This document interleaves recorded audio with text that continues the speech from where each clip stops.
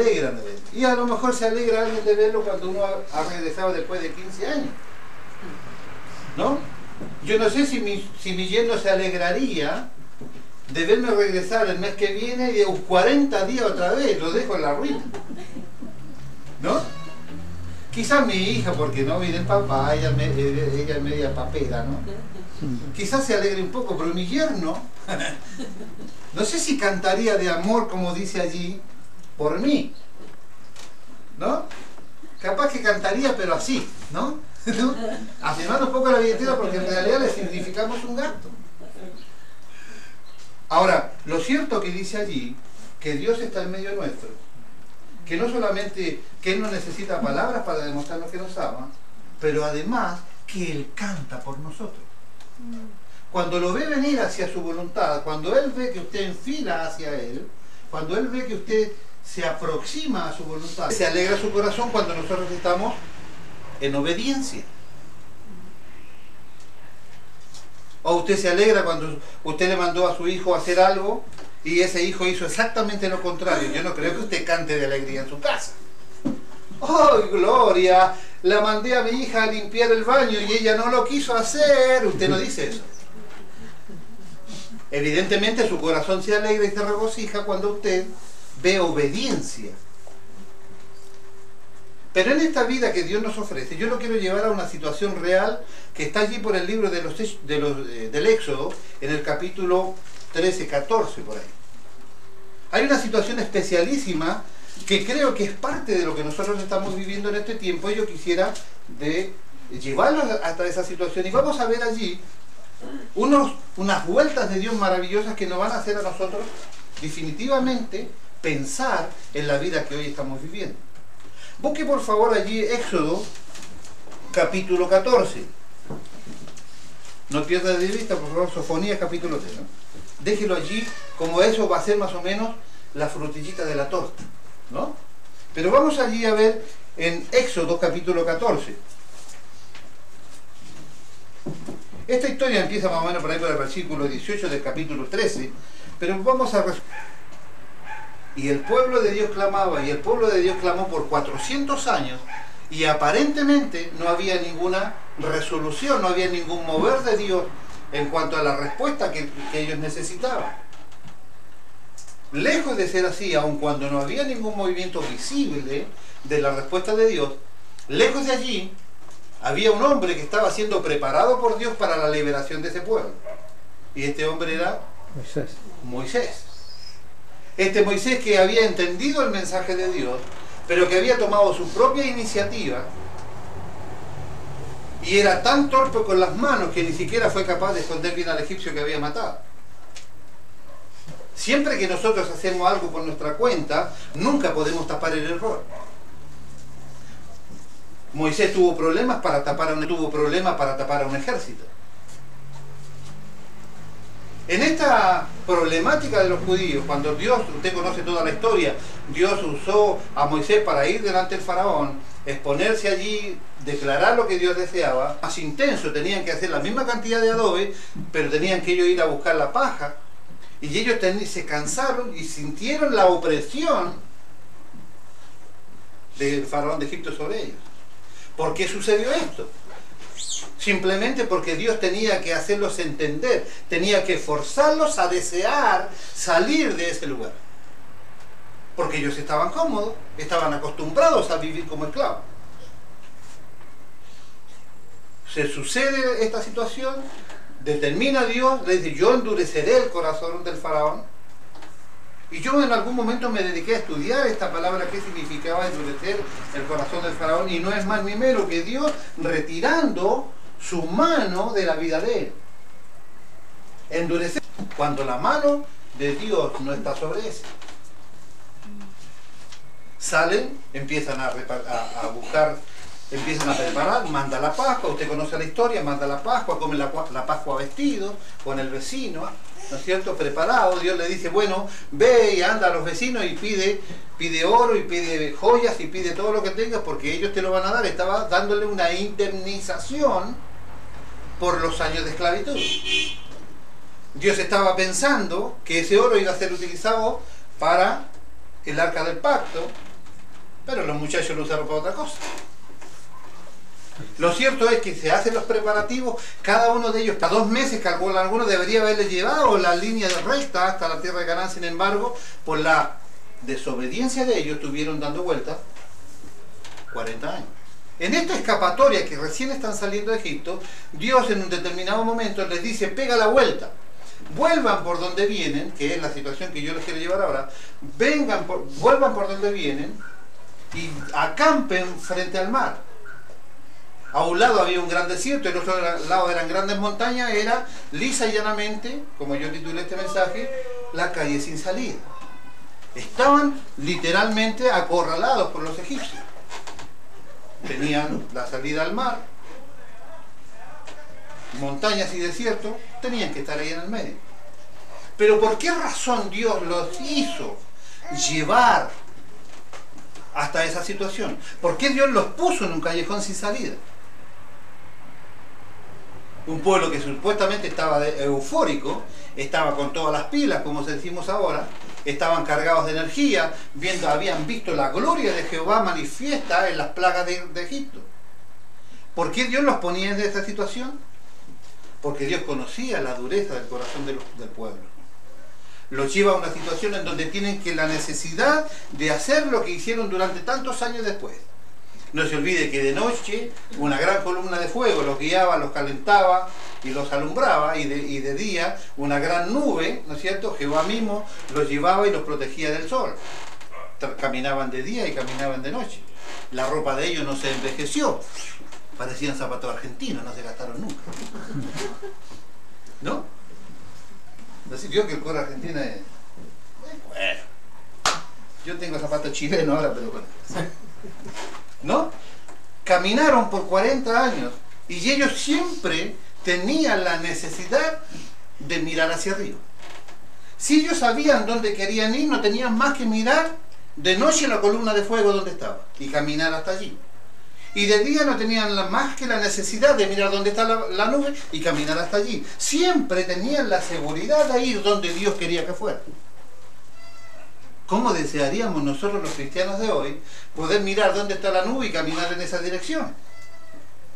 Hoy tenemos un trabajo un poco mayor, tenemos que descubrir la voluntad de Dios.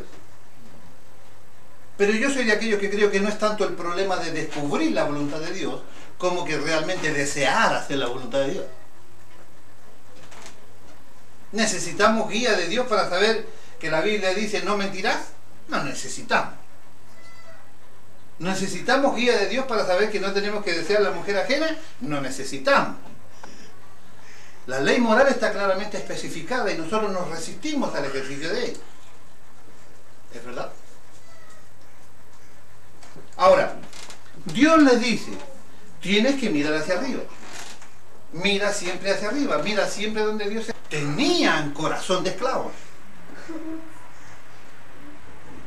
Se olvidaron de las bendiciones. Se olvidaron de las riquezas que habían conseguido. Se olvidaron de que el ángel de la muerte pasó por todos lados menos por la casa de los hebreos. Se olvidaron de que todas las pestes los afectaron a los egipcios y no a los hebreos. Se olvidaron de todo en el primer momento en que ellos se vieron acorralados en un callejón sin salida. Pero Dios dice, capítulo 14, primeros versículos, que Dios deliberadamente los puso en ese camino. Dios moldeó la vida de ellos y la situación que ellos estaban viviendo para confrontarlo con su realidad. Tenían mentalidad de esclavo. No les pesaba trabajar largas horas y largos días. Morir bajo el yugo de los capataces no les pesaba. Se ven en la necesidad de estar en un callejón sin salida, esperando una respuesta de Dios. ¿A quién recurrieron? Pobre Moisés.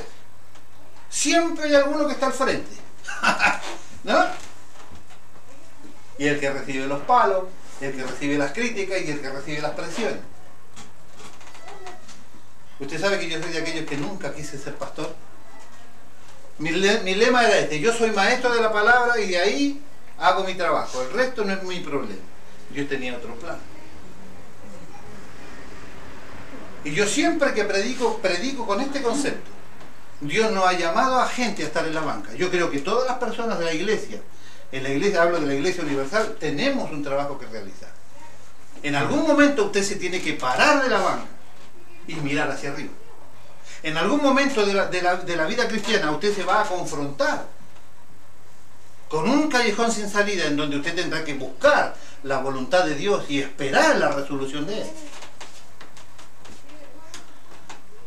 Dios no solamente en situaciones complejas como esta, que viene el ejército del faraón, sabiendo el ejército que estaban acorralados, y asustados ellos porque creía que ya iban a morir allí. No solamente en este tipo de situaciones Dios los ha guiado para estar en ellos. Dios los ha guiado también a tener grandes trabajos a algunos de ustedes. Yo conozco absolutamente su vida económica, así que le puedo predicar con libertad. A lo mejor Dios lo ha llevado a usted a tener grandes trabajos, grandes negocios a lo mejor. Dios lo ha llevado, pero ¿para qué? Para ver cuál es la reacción que usted tiene allí frente a esa situación. De pronto a usted lo ha llevado a perder su trabajo. Y Dios lo ha llevado y le ha dicho, pega la vuelta por esto. Le ha marcado un sendero por el cual transitar para ver cuál es su reacción. Su reacción definitivamente tiene que ser distinta a la que los esclavos tuvieron frente al Mar Rojo. Extrañará a alguno de sus hermanos y que eso está perfectamente bien. Si usted no extraña a sus hermanos, usted tiene un problema. Usted ha sido por Dios llevado frente al Mar Rojo y lo ha puesto en un callejón sin salida para ver cuál es su situación, para ver cuál es su reacción. Necesita usted ser confrontado con esta realidad. Porque todos nosotros somos grandes evangelistas, grandes misioneros, grandes pastores o grandes ovejas cuando la billetera está gorda y cuando la salud está buena y cuando no tengo problemas en mi casa. Somos todos realmente buenos cristianos allí. El pueblo cantaba y el pueblo llevaba panderos y todo cuando iba en Pancho para el desierto a hacerle fiesta a Jehová. Pero cuando se acercó el ejército egipcio, empezaron a decir, ¿acaso no podíamos morir en Egipto? Necesitamos pensamientos. Pero tenemos que llegar a la terrible realidad de que Dios no se conforma con que nosotros lo miremos a veces para arriba. Dios no se conforma con que nosotros nos encontremos en la noche en la oscuridad y tengamos la necesidad de ver la columna de fuego. Dios no se conforma con que nosotros en este caminar maravilloso que tenemos de vidas económicas maravillosas, de salud perfecta y de cosas va todo sobre ruedas y que a veces cuando tenemos que dilucidar algo miramos aquella nube que estaba en el día. Dios no se conforma con eso. Dios demanda de nosotros que ya no seamos más esclavos sino que seamos hijos. Debemos convertirnos en hijos de Dios. Necesitamos entender que Dios demanda de nosotros una relación íntima. Tenemos que tener una relación íntima con Dios. Tenemos que demostrarnos a nosotros mismos que nosotros no somos esclavos de nada. Que no somos esclavos de nuestros trabajos, que no somos esclavos del dinero, que no somos esclavos de la carne, que no somos esclavos de nada, que somos voluntarios esclavos de Cristo. Tenemos que demostrarnos a nosotros mismos esta realidad. Que hemos salido de Egipto y que ya no somos más esclavos, que hemos sido liberados por Dios. Pero Dios lo ha llevado a usted y lo ha puesto frente a callejones sin salida para ver cuál es su reacción. Y esta no es solamente, como dije anteriormente, no es solamente situaciones negativas en nuestra vida. Necesitamos nosotros entender que Dios te ha puesto en un gran trabajo para ver cuál es tu reacción para con Él. Que Dios ha puesto sobre tus manos grandes cantidades de dinero para ver cuál es tu reacción para con Él. Porque no podemos olvidar que la palabra de Dios dice que de Él, por Él y para Él son todas las cosas. La palabra todo significa todo, que abarca todo y no excluye nada. Entonces su trabajo le pertenece, tu dinero le pertenece, tu familia le pertenece. Esta situación le pertenece a Él. Entonces, ¿cuál va a ser nuestro comportamiento en la vida futura frente a esta gran, maravillosa bendición que tenemos de convertirnos en verdaderos libres hijos de Dios? ¿Cómo manejaremos nuestra vida secular en lo familiar, en lo afectivo? ¿Cómo manejaremos nuestra vida ministerial? ¿Cuántos de nosotros anhelamos tener un ministerio? Porque quizás es fácil anhelar empresas, ¿no? Es fácil anhelar posesiones, pero ¿cuánto anhelamos un ministerio?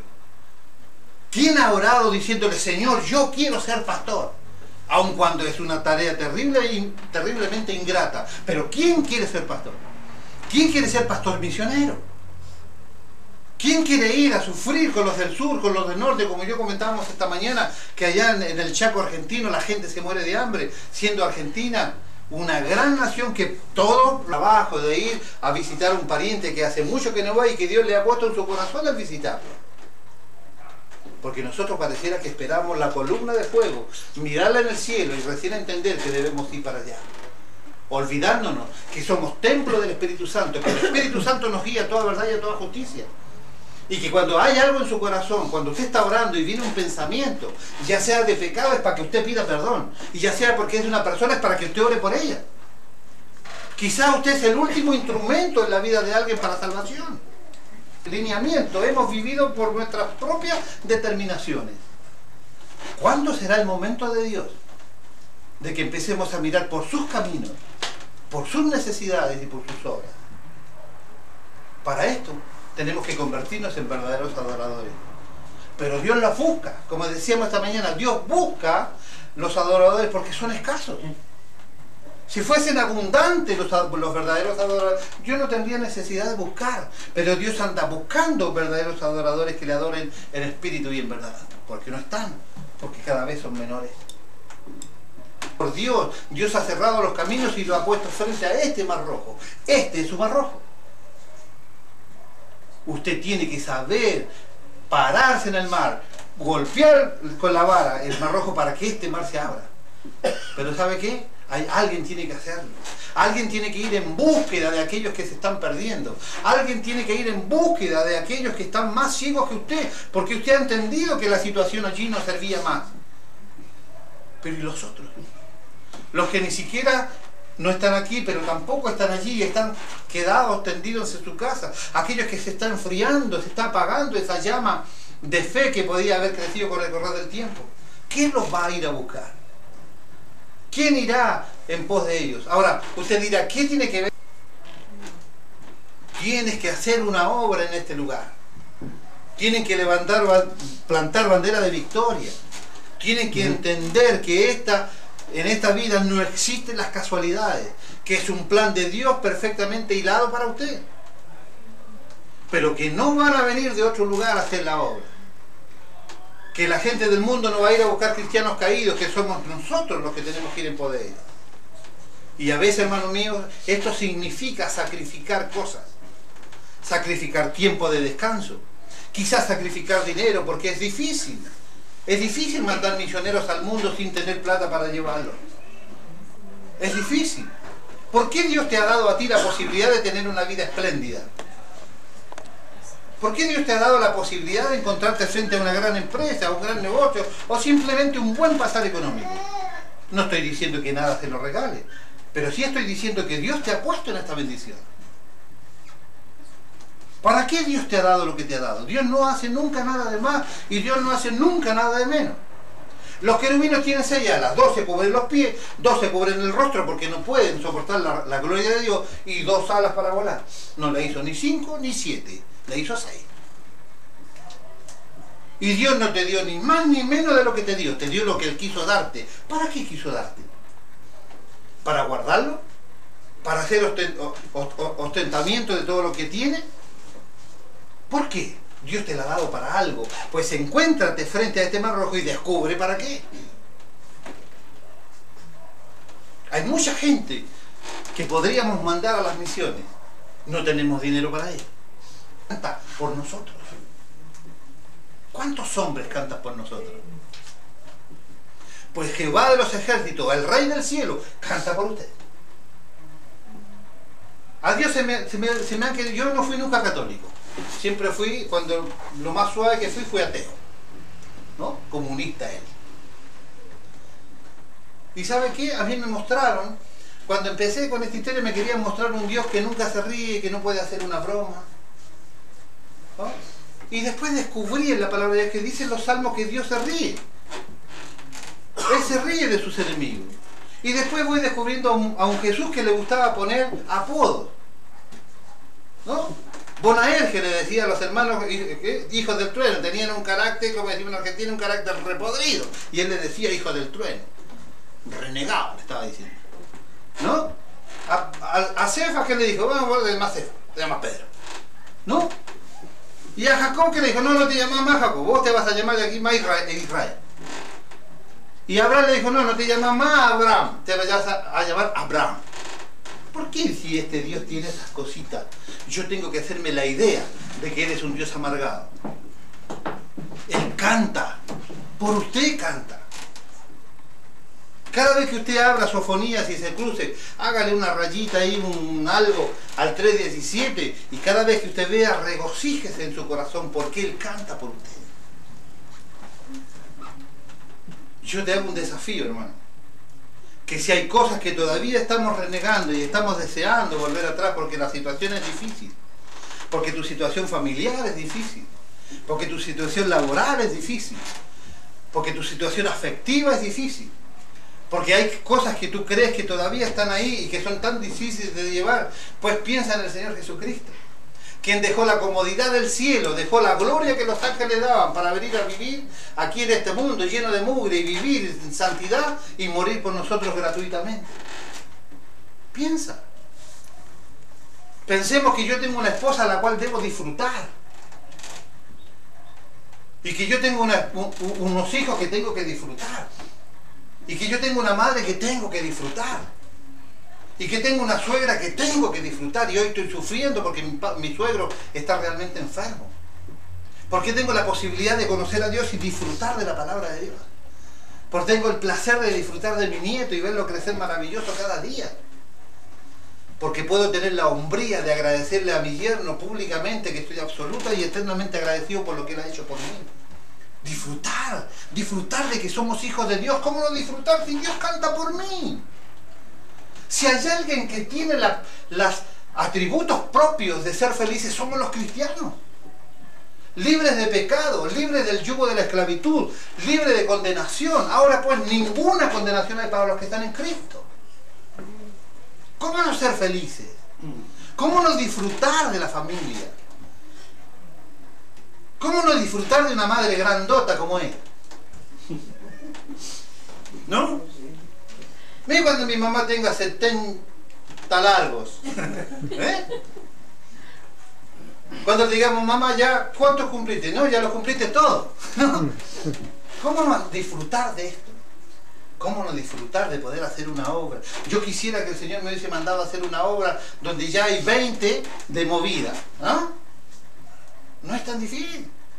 Difícil es convencer a los niños que entren y difícil es convencer a los padres de esos niños que vengan. Y difícil es que ellos crezcan y se mantengan. Pero tú tienes la bendición de Dios, de estar aquí y permitir que Dios haga de ustedes hombres que puedan realmente entender que todo lo que ha sido puesto en sus manos ha sido puesto para la gloria de Él. Y que usted tiene que ser el ojo de su hermano en la espalda. Porque si no nos defendemos nosotros, ¿quién? Si no nos amamos nosotros, ¿quién? Si no nos ayudamos nosotros, ¿quién? Si no vemos las necesidades del que necesita, ¿quién? En Argentina un pastor me quiso convencer de que Jesucristo era rico, que tenía casa y que usaba ropa Armani. ¿No? ¿Por qué? Porque él es un sinvergüenza que vive de las ovejas y lo único que le interesa es cambiar otro auto todos los años. Pero Jesucristo vivía de lo que las mujeres le daban. Jesucristo dice, el Hijo del Hombre no tiene dónde reposar su cabeza, sin embargo usted lo ve renegar, usted lo ve allí dudando, usted lo ve allí no queriendo hacer lo que su padre le mandó, disfrutaba haciendo la voluntad de su padre. Y yo te animo en esta noche a esto. Quizás este es el último mensaje que usted va a escuchar de mi boca. Pero yo le digo que usted está absolutamente capacitado para poder hacer de su vida una vida de triunfo y de victoria. Que usted ya es una persona que ha vivido la vida y tiene experiencia de vida. Pues disfrútela y póngala al servicio de Cristo. piensa que todo lo que tienes en tus manos, que no solamente me estoy refiriendo a dinero, no solamente me estoy refiriendo a lo material, me estoy refiriendo a tus hijos, a tus padres, a tu madre, a tus suegros, a tus parientes, a tus amigos. ¿Por qué Dios le dio a usted los amigos que le dio? ¿Qué es casualidad?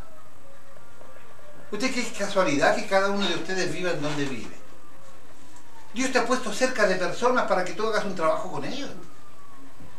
Dios te va a pedir cuenta de tu familia, de los más cercanos a tu familia, de tus vecinos, de tu barrio, de tu ciudad, de tu país, de tu continente y del mundo. Hacer discípulos en todas las naciones. Te aliento en esta noche a hacer esta obra. Te aliento a que tu corazón se regocije sabiendo que Dios canta por ti cuando te ve haciendo esta obra.